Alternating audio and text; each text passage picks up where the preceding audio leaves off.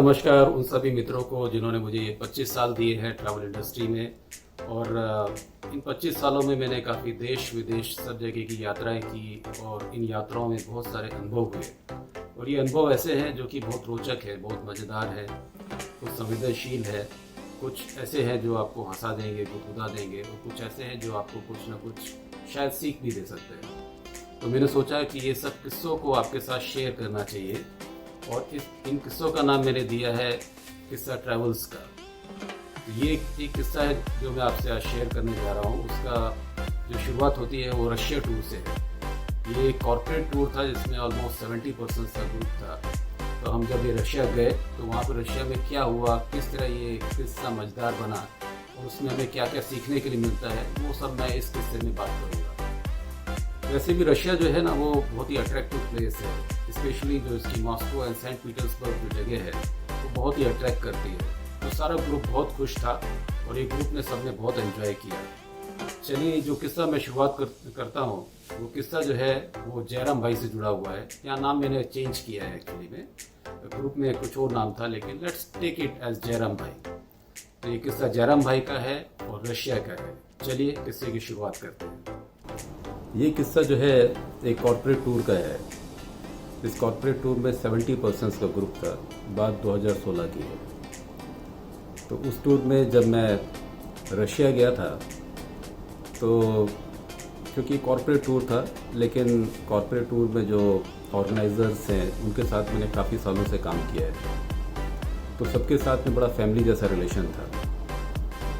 तो I was also very excited उस tour के लिए, रशिया के लिए, क्योंकि रशिया जो है मुझे पहले से ही काफ़ी अट्रैक्ट करता आया है।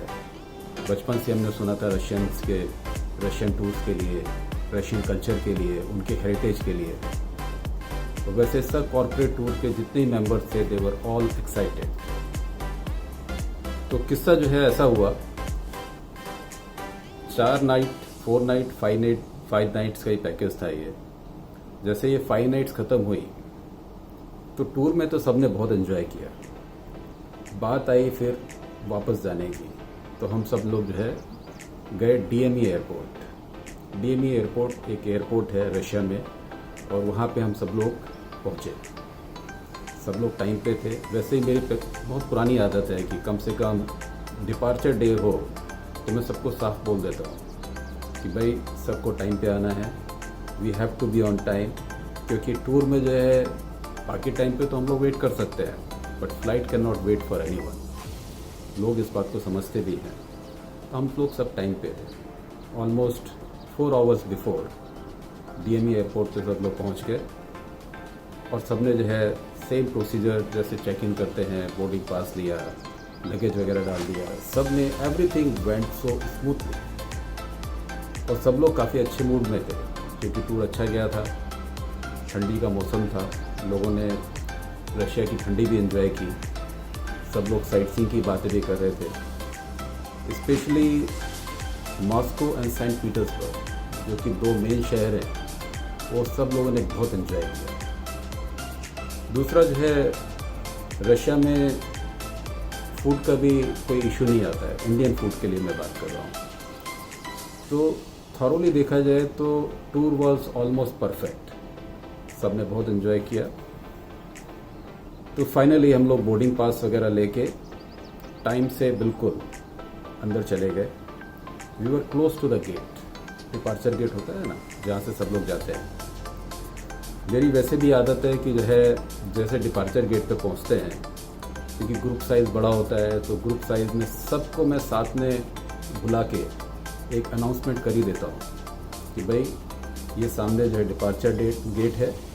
सबको एटलीस्ट 1 आवर बिफोर जो फ्लाइट का टाइम होता है ना, तो उसके हिसाब से मैंने सबको अनाउंस कर दिया कि भाई 1 घंटा पहले सबको गेट के ऊपर रहना है, और फ्लाइट जो है किसी का वेट नहीं करती। तो ग्रुप के मेंबर्स जनरली मेरे को एकदम फॉलो करते हैं और सब समझते हैं जो भी इंस्ट्रक्शन दिया जाए। तो उसके हिसाब से सबने गेट भी देख लिया। उनको टाइम का भी सबको ज्ञान था कि भाई इस टाइम पे हमने सबको यहाँ पे इकट्ठा होना है। तो जो एक किस्सा जो शुरू हुआ ना, वो किस्सा शुरू हुआ जयराम भाई से। जयराम भाई वैसे तो बहुत सज्जन पुरुष हैं और उन्होंने पूरे टूर में, जैसा मैंने कहा, या टूर के जो हमारे साथ में ऑर्गेनाइजर थे, जो टूर लीडर्स, जिनको मतलब कंपनी की तरफ से जो मेन पर्सन्स थे, वो भी काफ़ी इंटरेस्टिंग व्यक्ति हैं और उनका काफ़ी सम्मान करते हैं सब ग्रुप के अंदर। तो वो जैसा जैसा वो बोलते गए वैसा वैसा सबने फॉलो भी किया। बात कहाँ पे आई कि सबको टाइम दिया 1 घंटे पहले आने का, उसके हिसाब से ग्रुप की क्या आदत होती है ये बताना जरूरी है। जो ग्रुप साइकोलॉजी है, डिपार्चर जो डेट होती है ना, उसमें उस टाइम पे सबको अपने घर की याद आती है। घर की याद आती है। सब लोग जो है एयरपोर्ट के अंदर शॉप्स ढूंढते हैं कि भाई लास्ट मिनट शॉपिंग किसी के लिए, अपने बच्चे के लिए, अपनी बिटिया के लिए, या अपने ग्रैंड सन के लिए, ग्रैंड डॉटर के लिए, सब लोग इस तरह की कुछ ना कुछ शॉपिंग करते हैं। स्पेशली फॉरेन के अंदर 2 चीज़ का जो है अट्रैक्शन रहता है। एक तो जो है चॉकलेट्स जो है लेना पसंद करते हैं लोग, या कोई ड्यूटी फ्री लिकर होता है, people want to buy it sometime, mostly chocolates. तो सबको मैंने इन्फॉर्म कर दिया था कि भाई 1 घंटे पहले आ जाइए। आप लोग गेट पे जाने, कहीं पे भी शॉपिंग के लिए जाना चाहते हैं, ड्यूटी फ्री शॉपिंग करने के लिए आप जाइए, यू आर फ्री। तो उसमें से काफ़ी लोग जो है शॉपिंग के लिए चले गए। काफ़ी लोग ने अपना अपना नाश्ता निकाला, क्योंकि जो लास्ट टाइम सबको मालूम होता है कि अब टूर ख़त्म हो रहा है, तो जो भी अपना नाश्ता लेके आते हैं वो नाश्ते का पिटारा भी निकालते हैं। तो everyone was enjoying, most of them was sitting there. सब बैठे थे वहाँ पे, कुछ नाश्ता एंजॉय कर रहे थे, कुछ टूर की खट्टी मीठी यादों को ताज़ा कर रहे थे, कुछ अपने बिजनेस की बात कर रहे थे। ये सब मिक्स चलता रहता है उसमें टूर के अंदर। कोई भी कॉर्पोरेट टूर्स होता है उसके अंदर ये सब नेचुरल है। आजकल जो है, मैं एक ख़ास बात कहना चाहूँगा आपको कि आजकल जो इंटरनेशनल एयरपोर्ट्स है, इवन डोमेस्टिक एयरपोर्ट्स भी हैं, वो सब साइलेंट एयरपोर्ट्स हो गए हैं। साइलेंट एयरपोर्ट मीन्स आजकल किसी का नाम अनाउंस नहीं होता है। जो भी फ्लाइट का टाइम है, आपको स्क्रीन पे खुद उसका टाइम देखना है, उसके हिसाब से उसका डिपार्चर टाइम देख के डिपार्चर गेट पे पहुंच के खुद रिपोर्ट करना होता है। एनी हाउ, इस ग्रुप में तो पहले से ही मैंने सबको गेट दिखा दिया था कि ये डिपार्चर गेट है, आपको यहाँ से आना है। तो फ्लाइट छूटने का टाइम हुआ तो ग्रुप में काफ़ी लोग टाइम से आ गए। और वैसे मेरी एक ख़ास आदत है, क्योंकि मैं ऑलमोस्ट 25 ईयर्स से ट्रैवल कर रहा हूँ, तो मुझे मालूम रहता है कि we should take utmost care of customer. तो मैं एक बार ना पूरे एयरपोर्ट पे जो आसपास की ड्यूटी फ्री शॉप्स हैं या जो भी आसपास का एरिया है, एक क्विक राउंड लगा देता हूँ। तो उस दिन भी मैंने ऐसा किया। मैं फटाफट जाके सारे जितने भी शॉप्स हैं सब पे जाके एक बार अनाउंस कर दिया कि भाई चलो चलो, अब फ्लाइट का टाइम हो गया है, सब लोग लाइन में आ जाइए और हमें फ़्लाइट कैच करनी है। 70 लोगों का ग्रुप था, मैं आपको रिमाइंड कराना चाहूँगा। तो 70 लोगों के फेसेस ध्यान रखना मुश्किल है। तो काफ़ी लोग लाइन में आ गए और सब जो है डिपार्चर गेट की तरफ उन्होंने लाइन में लग के डिपार्चर के लिए प्रोसीड करना शुरू किया। क्योंकि ग्रुप बड़ा था, टाइम लगता है उसका फॉर्मेलिटीज़ के लिए। वहाँ पे जो लास्ट मिनट चेक इन होता है उसका जो सिक्योरिटी चेक करते हैं, तो स्टाफ ने एक एक को चेक करके अंदर प्लेन के अंदर बोर्ड करने के लिए भेज दिया। I was the last one. Actually मेरी आदत है, कोई भी ग्रुप जाता है ना तो साइट सीइंग के टाइम पे तो मैं सबसे आगे रहता हूँ, लेकिन जहाँ भी इमिग्रेशन फॉर्मेलिटीज़ है या कोई भी एयरपोर्ट फॉर्मेलिटीज़ है, I am the last one. तो सबसे लास्ट में जाता हूँ। क्योंकि क्या होता है कि जो प्रॉब्लम्स आती है ना वो लास्ट में आ सकती है, क्योंकि ग्रुप है, ग्रुप जो है पॉसिबिलिटीज़ है कि कोई भी चीज़ अनएक्सपेक्टेड आ सकता है, and we have to find the solution for that. Tour manager की ड्यूटी भी यही है। तो मैंने भी उस दिन भी ऐसा ही किया। I was the last one. उसके बाद में काफ़ी लोग चले गए, तो मैंने जो एयरलाइन का स्टाफ था उसको भी इन्फॉर्म किया, भाई we have 70 people, hope everyone has gone inside. Russia में एक दूसरी प्रॉब्लम भी है, रशिया में जो है इंग्लिश को बहुत इंपॉर्टेंस नहीं देते, वो लोग अपनी लोकल लैंग्वेज यानी कि रशियन में बात करना पसंद करते हैं। तो स्टाफ ने बहुत ज़्यादा, जिससे बोलते हैं ना कि प्रोएक्टिव रह के ऐसा कुछ जवाब नहीं दिया। ये जस्ट सेड कि ठीक है, go go go, don't worry, go, take care, no problem, mean आप जाइए, सबका हो गया है करके। तो मैं भी फाइनली वेट करके फिर मैं भी अंदर चला गया, क्योंकि हार्डली 15 मिनट जैसे बाकी थे फ्लाइट को टेक ऑफ करने के लिए। मैं अंदर गया और अंदर जाके अपनी सीट पे बैठा, लोग सब लगेज वगैरह अपना सेटल करने में लगे हुए थे। हम लोग कुछ बात कर रहे थे, तभी पीछे से आवाज़ आई कि जयराम भाई कहाँ हैं। तो पीछे कंपनी का ऑनर थे, मैं बोला भाई जयराम भाई होंगे, वहीं पे होंगे, एक बार देखिए, सब लोग पीछे चेक कीजिए। तो पीछे फ्लाइट में सबने चेक किया, जयराम भाई नहीं थे, और फ्लाइट छूटने में खाली 5 से 6 मिनट बाकी रह गए थे। तो we were all tensed. Immediately मैंने कांटेक्ट किया एयर होस्टेस को, उसको इन्फॉर्म किया कि भाई हमारे एक ग्रुप मेंबर हैं जो पीछे रह गए हैं, मुझे बाहर जाने दिया जाए, जिससे कि मैं उनको ढूंढ के ला सकूं।